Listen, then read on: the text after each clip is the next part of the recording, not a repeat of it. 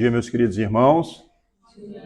Que a graça e o poder de Deus estejam conosco. Na verdade, todos os sábados eu falo comigo mesmo, e é onde eu prego, que Deus sempre nos dá bênçãos, né? E nos separa para esse dia, para que possamos estar com Ele e com nossos irmãos também. Eu fiz um convite ao meu amigo Paulo. Ele trouxe uma namorada, que eles possam se sentir bem no nosso meio, e que Deus possa encher o seu coração de graça e de amor também. Deu? Mas também estou lá vendo lá no fundo um miúdo lá chamado João, não é?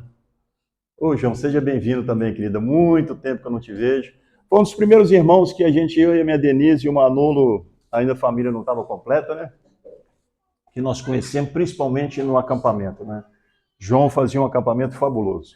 Meus queridos, meus amadas visitas, eu vou falar uma coisa com vocês muito interessante.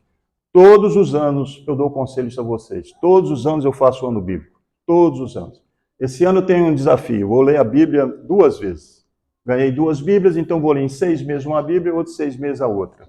É fabuloso. Mas aprendi uma coisa que vocês têm que compreender. Muitas vezes a Bíblia fala de um personagem e praticamente se é 1 ou 2 versículos, 3 versículos. E o que nós fazemos? Nós passamos batido. É ou não é? Nem paramos para pensar, mas por que Jesus escreveu sobre esse personagem? Será que eu posso tirar alguma ilação para a minha vida? Mas Deus é tão misericordioso que o próximo ano que você fizer um ano bíblico, você vai parar ali. E tem um personagem bíblico que me choca pela positiva.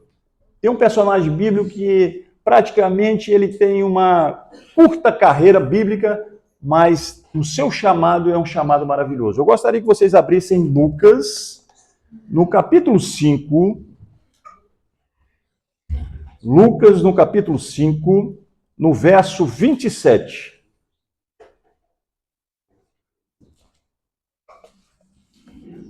Então, Lucas, no Novo Testamento, capítulo 5, verso 27,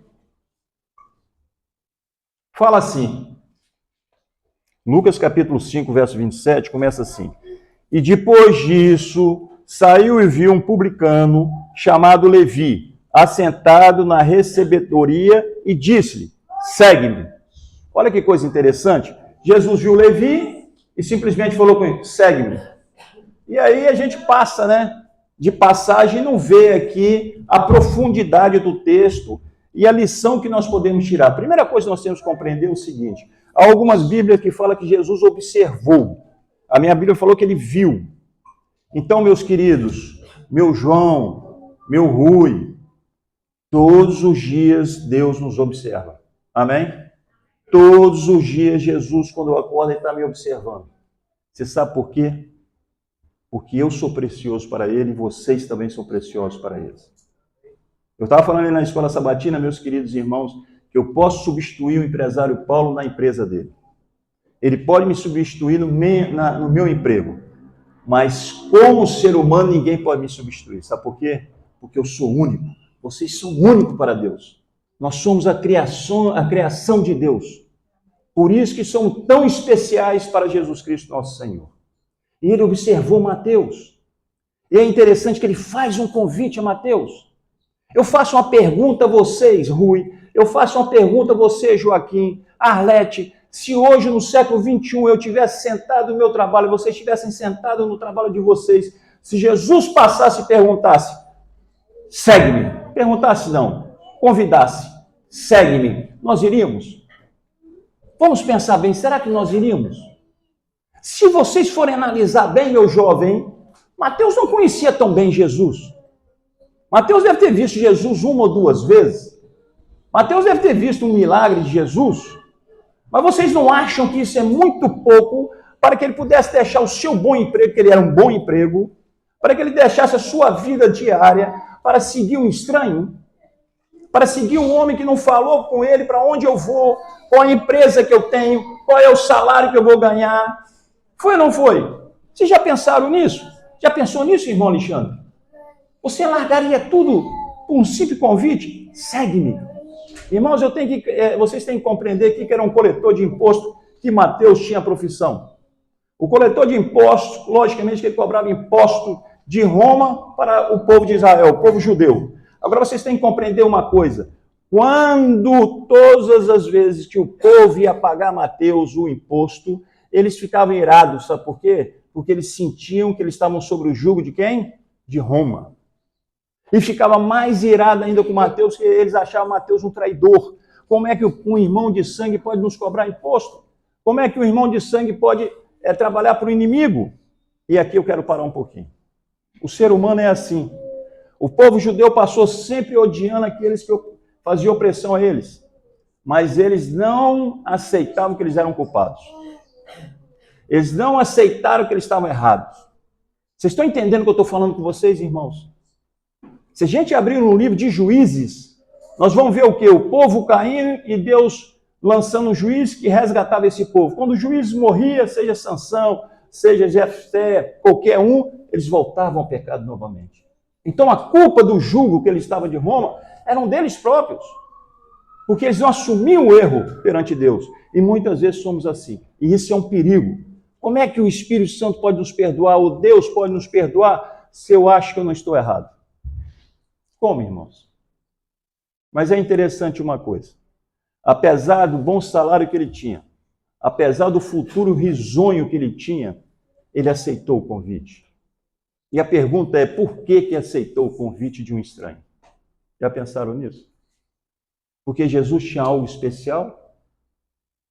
Sabe, eu estava pregando para um jovem sobre isso, mais ou menos 6 jovens, e teve um jovem que levantou a mão e falou: Pagani, isso é fácil de responder? Eu, como?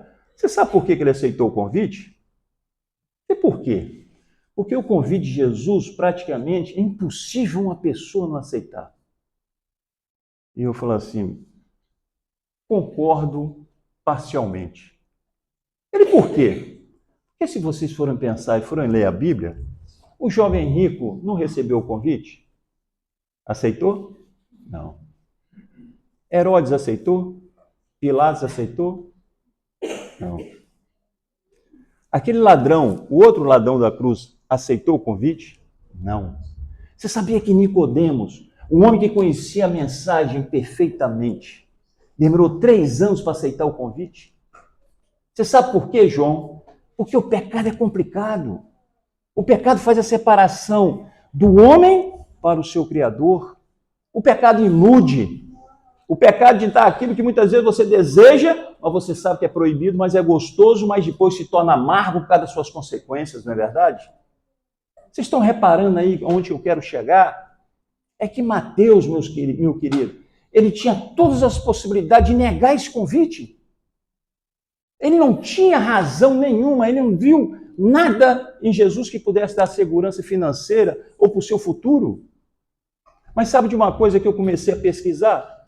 O pai da fé foi Abraão, foi ou não foi? Moisés, através de Deus, abriu o Mar Vermelho. Que fé, hein? Que fé maravilhosa. Josué abriu o Rio Jordão, foi ou não foi? E Mateus? Largou tudo como Abraão e seguiu a Jesus. Que gigante na fé, foi ou não foi? Amém? Que exemplo para cada um de nós, meus queridos. Um pequeno relato de um jovem que trocou tudo desse mundo para pegar a eternidade. Amém? Vocês têm que compreender uma coisa que esse grupo de jovens perguntou, mas, seu Pagani, deixa eu fazer uma pergunta ao senhor, foi à vontade. Eu tenho que receber esse convite sempre de Jesus ou só uma vez que eu recebo eu não preciso mais? O que vocês acham? Todos os dias Jesus tem que nos dar o convite. E todos os dias ele nos convida, meus queridos irmãos. Todos os dias. E muitas vezes esse convite a gente coloca na despensa. Muitas vezes esse convite a gente põe no bolso. Muitas vezes, meus queridos, a gente rasga o convite. Isso é um perigo. Todos os dias nós temos que aceitar o nosso Salvador, queridos. E vou falar uma coisa com você. Aquilo impregnou a vida de Mateus tão grande que vocês vão ver no relato que continua no 28. Vamos voltar na Bíblia novamente. Mateus capítulo 5, agora no verso 28. E ele, deixando tudo, levantou-se e o seguiu. E fez Levi um grande banquete. Muitos aí falam rico banquete. Em sua casa. E havia ali uma grande multidão de publicanos. E outros que estavam com eles à mesa. Meus queridos, você sabe o que ele fez? Ele ficou tão impregnado com o amor de Cristo, e é isso que é o maior exemplo para mim, e espero que seja para vocês, que ele falou, essa bênção não pode ser só para mim. Essa libertação não pode ser só para mim. Tem que ser para meus colegas que trabalham comigo. Tem que ser para meus vizinhos. Eu tenho que anunciar esse Jesus que é diferente de tudo. Eu tenho que anunciar esse Messias que vai modificar a vida de muitas pessoas, todos aqueles que querem. Irmãos, eu faço uma pergunta a vocês. Quantas pessoas vocês convidam para vir na casa de Deus durante a semana? Quantas vezes nós damos manjar a essas pessoas? Eu não estou falando do almoço, do jantar, que é muito bom também a gente convidar as visitas para almoçar com a gente ou jantar. Mas o manjar está aqui no sábado, meus queridos. É o maior manjar que nós podemos oferecer ao nosso amigo, ao nosso desconhecido, é oferecendo para ele vir na casa de Deus. Amém? Vamos aprender isso com Mateus, meus queridos. Vamos estar impregnados com o amor de Deus fortemente, para que a gente possa ser realmente uma luz aonde nós estivermos. E é interessante que em qualquer lugar que nós estivermos pregando, em qualquer lugar que nós estivermos levando a mensagem, sempre vai ter alguém que vai ser uma pedra de tropeço para nós. Sempre vai ter alguém que vai nos desanimar. Sempre vai ter alguém que vai falar, não, você é um fanático. Não, você não vale a pena você insistir tanto. Repara bem o relato que fala no verso 30. E os escribas deles e os fariseus murmuravam contra os seus discípulos, dizendo, por que comeis e bebeis com publicanos e pecadores? Sempre, irmãos, o inimigo vai colocar alguém para que a gente possa perder o foco. Mas nunca pode acontecer isso. Vocês reparam bem que Mateus já não entra mais na história, mas sim Jesus. Mateus fez o que Paulo falou. Não vivo mais eu, mas vive Cristo aonde? Em mim. Vive Cristo na nossa igreja. Vive Cristo na nossa família. Vive Cristo na nossa sociedade, no nosso trabalho, no nosso dia a dia, queridos. Eu vou contar uma experiência a vocês para vocês entenderem como a vida é. Quando eu cheguei em Portugal, em 1987, já vai lá anos, né? E conheci um jovem que trabalhava comigo na minha profissão. Um jovem muito interessante, peguei logo amizade com ele, mas infelizmente depois de uns 6 meses ele desistiu dessa profissão. Então eu fiquei mais ou menos uns 7 meses sem vê-lo, e quando eu vi, eu tomei um susto pela negativa. A fisionomia dele estava completamente diferente. Muito barbudo, cabelo muito grande, uma conversa muito arrastada. E percebi que ele não estava usando as coisas boas desse mundo, e sim ele estava usando as coisas ilícitas desse mundo. E a partir daí, de vez em quando, eu lá encontrava com ele, até que a Igreja Adventista do Sétimo Dia entrou no presídio de Faro. E depois de passar uns 10 dias, quem que eu encontro? O meu amigo João ali. Não é o irmão João, é o meu amigo João. E João já muito diferente, muito eufórico, com as ideias muito confusas. E ele veio, quando ele ficou sabendo que eu ia dar ali a aula, a matéria da Bíblia, ele veio com muita alegria e vontade. Eu o abracei e o tempo que ele esteve ali dessa vez, ele sempre vinha. Você sabe quantas vezes eu encontrei o João ali durante mais de 20 anos que eu vou no presídio? Mais de 25 vezes. Mais de 25 vezes. E quando ele saía, eu falava com ele, João, vamos fazer o seguinte, você entende da Bíblia, João, você gosta da Bíblia, você participa, vamos estudar lá fora. É isso mesmo, pastor, nós vamos estudar lá fora. E chegava lá fora, encontrava com o João e falava, João, você sabe aquela promessa que você fez para Deus? Ele qual? De estudar a Bíblia, vamos estudar hoje? E ele falava assim, hoje não, amanhã. E passava uma semana, eu encontrava o João, João, vamos estudar a Bíblia, João? Mais tarde, pastor, hoje não. E sempre assim, passou 20 anos, 20 e tal anos, e ele saía do presídio, eu encontrava com ele na rua, fazia o convite, ele vai mais tarde, hoje não dá, eu estou muito ocupado, até que eu encontrei a última vez com ele no presídio. Então eu tive uma conversa pessoal com o João. Só ele que veio na entrevista, eu falei, João, você sabe que eu gosto de você, não sabe? E ele falou uma coisa muito bonita. O senhor também sabe que eu gosto do senhor, né? Pensei, João. Mas é assim, João, você pode me dar uma resposta mal criada, mas como eu sou mais velho que você, eu tenho que falar isso com você. Há 25 anos que eu te conheço, João. E você entra e sai 25 anos dentro do presídio, que é muito mais anos que eu te conheço. Mas há 25 anos, João, que você entra e sai, João. Você é jovem, você está perdendo toda a sua juventude nisso, João. Vai e entra, vai e entra. Que é isso, João? E ele falou uma coisa muito interessante que eu sabia. João perdeu a mãe, João perdeu o pai, João perdeu o seu filho, o seu irmão. João estava sozinho no mundo. Foi, João, chegou a hora, João. Deixa Jesus dirigir os teus passos. Ele falou, sabe, pastor, você tem razão. A primeira coisa, quando eu sair daqui, eu vou arranjar um emprego. E depois nós vamos conversar biblicamente. Eu falei, isso, João, graças a Deus. E o João fez uma coisa muito bonita. Ele procurou emprego, conseguiu emprego, e o patrão que deu o emprego ele era muito meu amigo. E a primeira coisa que eu fiz foi agradecer esse meu amigo. Falei, querido, você já conhecia o João, mas eu venho aqui agradecer pela confiança que você tem no João. E o João começou a trabalhar ali, começou a se destacar, mas o João não deixou a sua vida passada. E eu um dia fui no trabalho dele e falei, João, ele, sim, pastor, hoje nós vamos ter que estudar a Bíblia, João. É 25 anos que eu estou te dando um convite e você, por algum motivo que eu acredito, você não pode estudar. Mas hoje é o dia, João. Ei, pastor, você me pegou num dia muito mal. Não consigo. E como ali eu tinha que passar por ali para ir para o meu emprego, então uma semana sim, uma semana não encontrava com o João e fazia o convite. E o João sempre com a mesma resposta.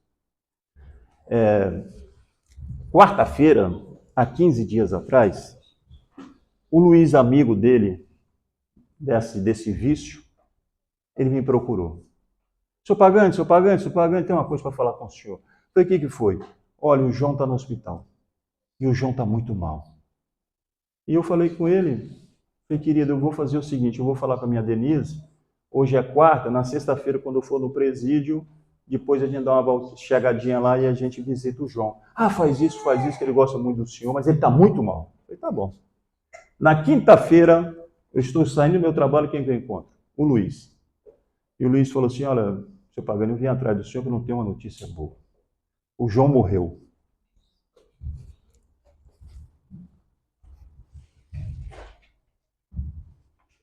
Meus queridos,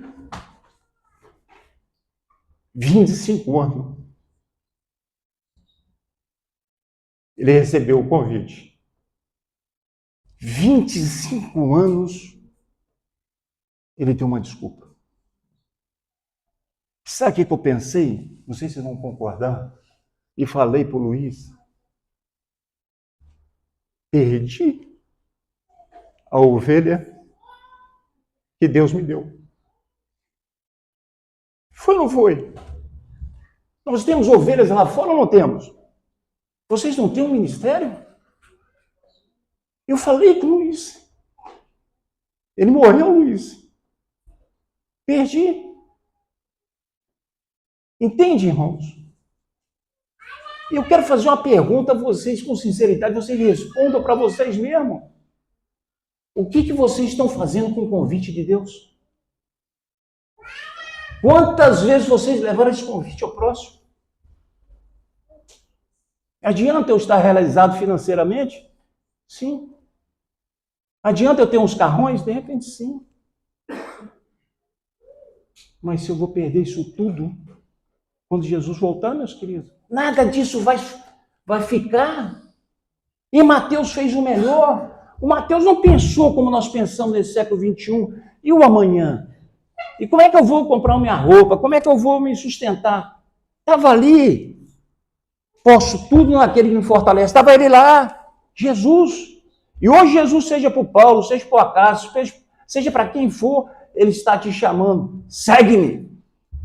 E como é que nós estamos como igreja? Alice, como é que está você tão pequenininha, com esse convite tão maravilhoso? Segue-me. E o que eu faço?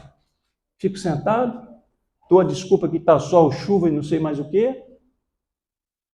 O João recebeu não sei quantos mil convites, e ele, com a sua sinceridade, não sei, não posso julgar, ele foi negando, e um dia que ele nunca pensava, ele adormeceu. A minha ovelha foi embora. E quem é as suas ovelhas? Vocês conhecem as suas ovelhas? Nós temos que compreender isso, meus queridos.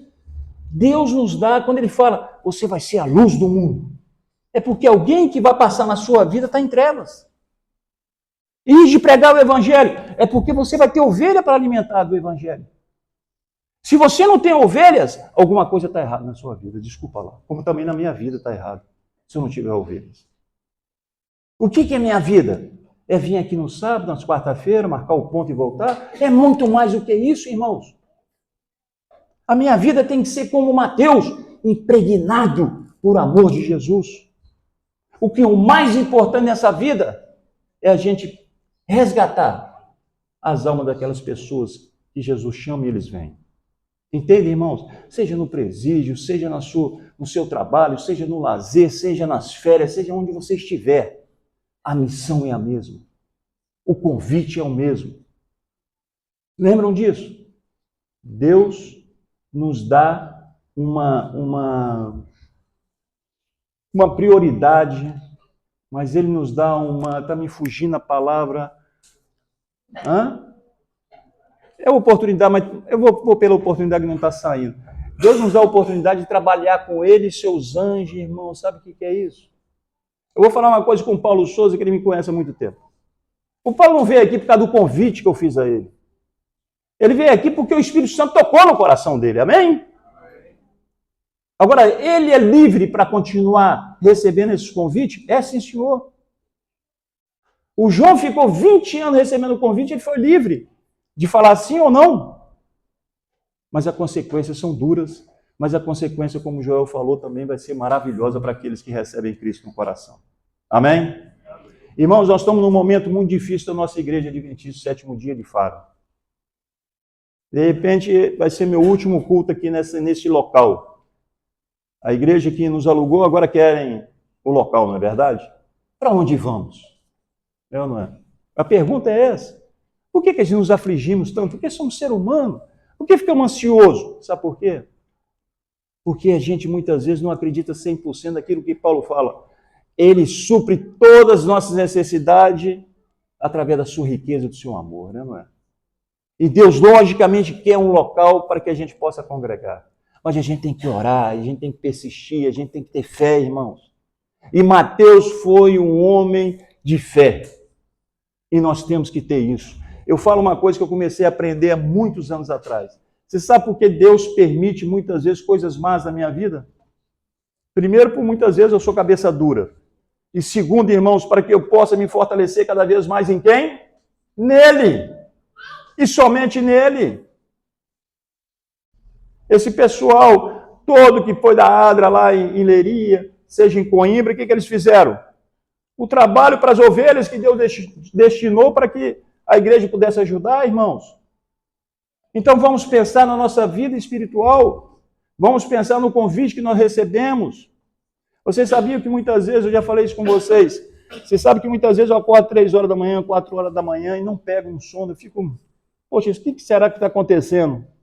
Eu fico pensando assim, poxa, eu tenho que orar pelo Paulo, eu tenho que orar pelo Acácio, eu tenho que orar por esse, eu tenho que orar por aquele. E vou orando, quando eu vou terminando, o sono vem vindo e eu vou dormindo. Deus nos chama a qualquer momento da nossa vida, queridos. Para quê? Para que a gente possa ajudar a interceder pelo próximo. Porque Ele sempre intercede por quem? Por nós. Meus queridos irmãos, minhas queridas visitas, Jesus hoje tem o mesmo convite. Segue-me. E eu e minha família, e vocês que estão nos assistindo pelo YouTube, que você que veio pela primeira vez, que você de repente está decepcionado com a sua vida, de repente você está sem emprego, segue Jesus. E vocês vão ver que vão mudar a vida da noite para o dia. Que a paz do Senhor esteja conosco. Amém.